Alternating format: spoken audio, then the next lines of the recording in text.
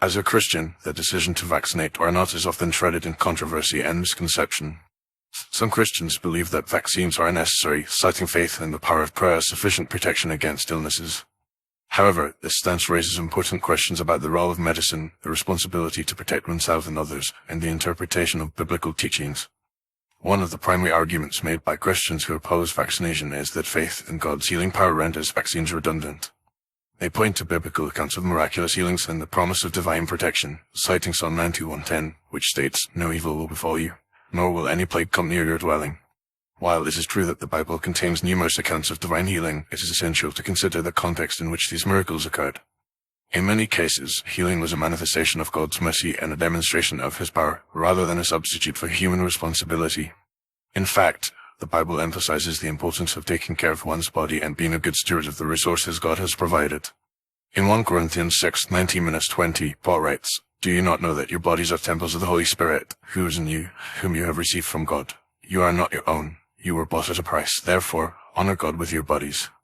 This passage suggests that Christians have a responsibility to take care of their physical health, which includes taking preventative measures against illnesses. Furthermore, the idea that vaccines are unnecessary for Christians who follow Jesus ignores the fundamental principle of loving one's neighbor. Vaccination not only protects the individual but also helps to prevent the spread of diseases to others, particularly those who are most vulnerable, such as the elderly, young children, and people with compromised immune systems. In Matthew 22:39, Jesus teaches, "Love your neighbor as yourself," emphasizing the importance of considering the well-being of those around us. Another argument made by some Christians is that vaccines are somehow unbiblical or that they contain ingredients that are morally objectionable. While it is true that some vaccines are developed using cell lines derived from aborted fetuses, this does not necessarily mean that vaccination is morally equivalent to supporting abortion. In fact, many Christian denominations and organizations, including the Catholic Church, have acknowledged the moral legitimacy of vaccination, recognizing that the use of vaccines does not imply endorsement of the practices used to develop them. It is also worth noting that the vaccines themselves are not the issue, rather, it is the underlying values and principles that guide our decisions about healthcare. As Christians, we are called to prioritize the well-being of others, to seek wisdom and guidance from medical professionals, and to make informed decisions about our health. In Proverbs 24:3-4, Solomon writes, "By wisdom a house is built, and by understanding it is established. By knowledge the rooms are filled with all precious and pleasant riches." This passage emphasizes the importance of seeking wisdom and knowledge in all aspects of life, including healthcare. In conclusion, while faith in God's power and promise of healing is essential for Christians, it does not necessarily mean that vaccines are unnecessary.